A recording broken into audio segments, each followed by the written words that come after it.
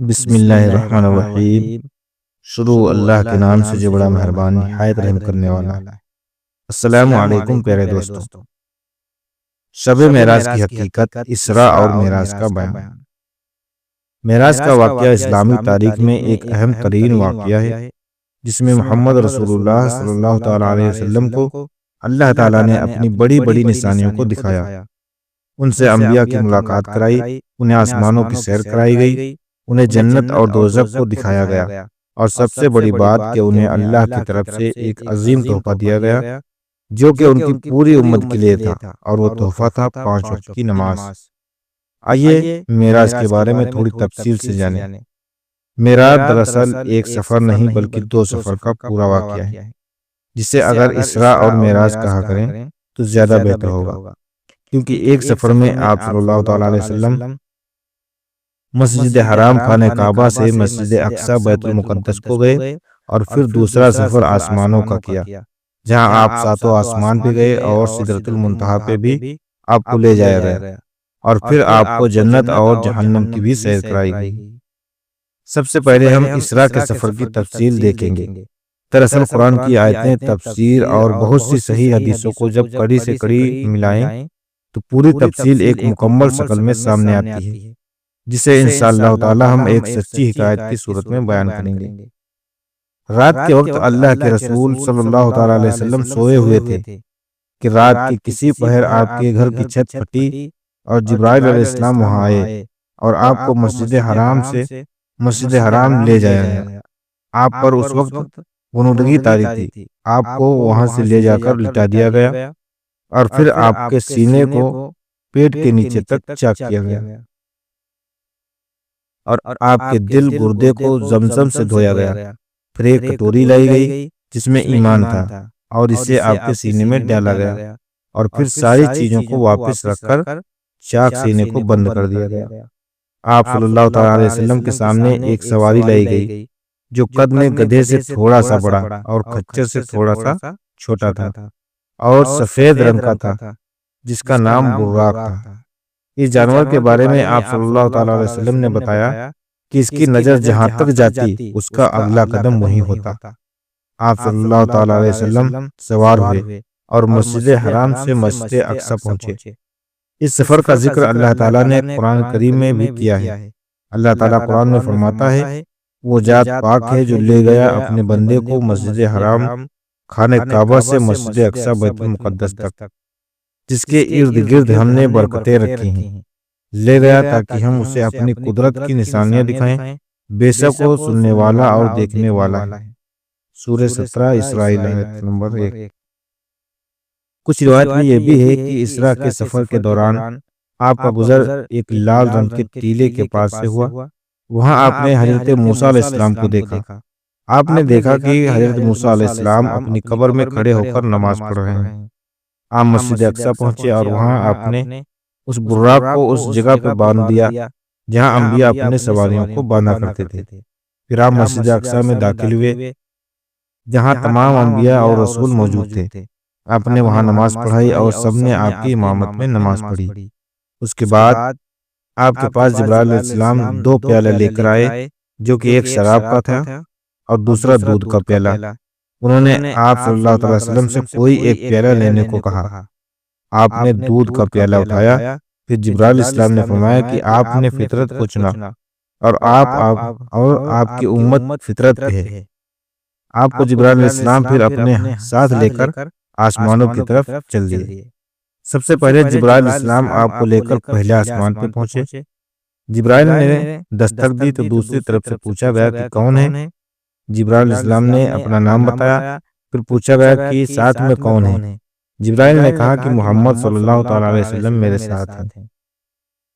پھر پوچھا گیا کہ کیا ان کے ساتھ یہ آنے کی آپ کو اجازت ملی ہے؟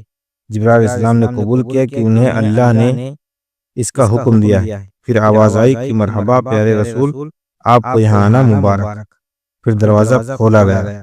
آپ صلی اللہ تعالیٰ علیہ وسلم جبرائیل کے ساتھ پہلے آسمان پہ داخل ہوئے۔ وہاں آپ نے ایک بزرگ کو دیکھا۔ آپ نے جبرائیل علیہ السلام سے سوال کیا کہ یہ بزرگ شخص کون ہے؟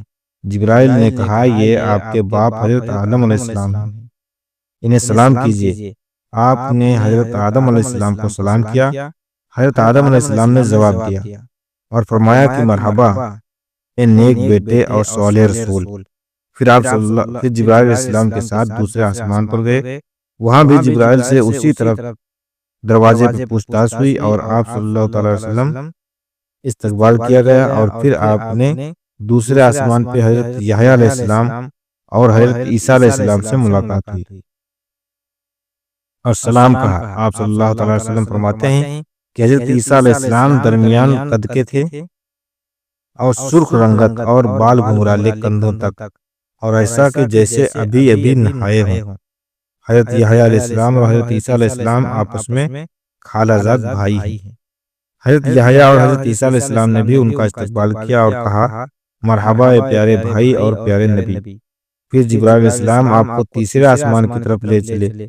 تیسرے آسمان کے دروازے پر بھی پہلے اور دوسرے آسمان کی طرف پوچھ تاچھ ہوئی۔ پھر آپ تیسرے آسمان پہ داخل ہوئے اور یہاں آپ نے ایک خوبصورت شخص کو دیکھا اور جبرائیل سے دریافت کیا کہ یہ کون ہے؟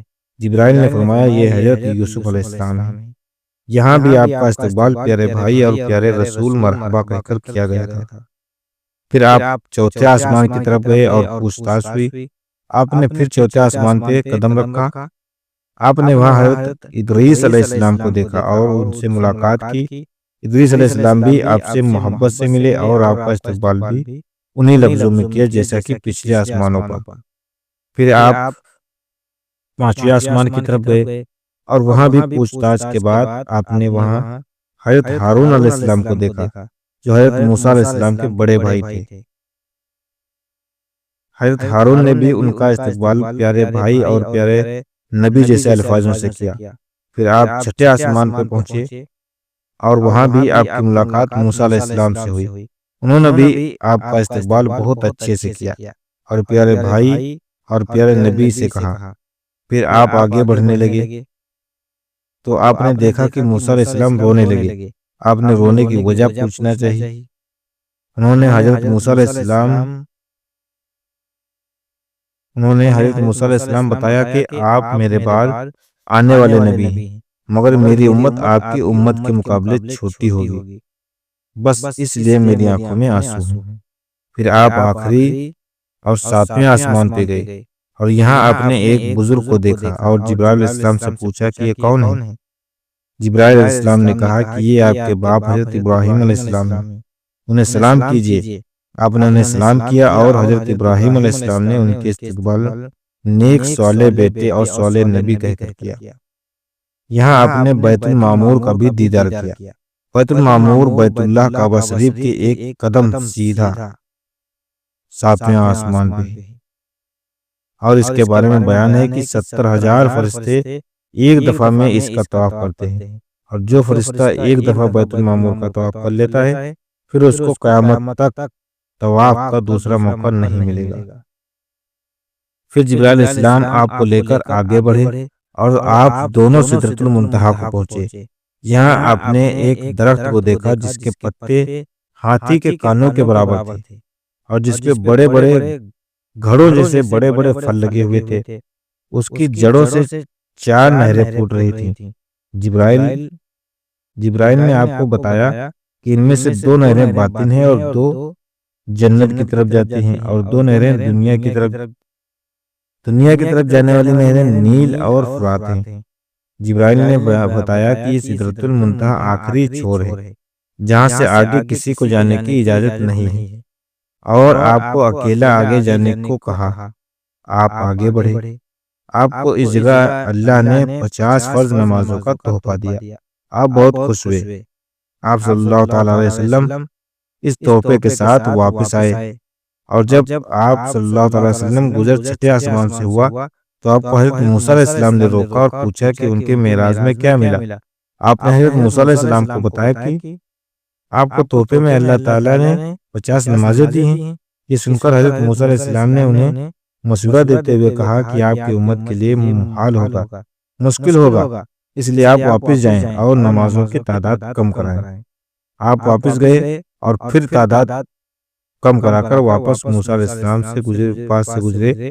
پھر موسیٰ نے سوال کیا کہ کتنا کم ہوا، تو آپ نے بتایا کہ 5 کم ہوا۔ کچھ روایت میں 10۔ موسیٰ نے انہیں پھر سے واپس جانے کو کم کرانے کے لیے مشورہ دیا۔ یہ سلسلہ تب تک چلتا رہا جب تک کہ آپ کے تحفے کی تعداد 5 نمازیں نہ ہو گئیں۔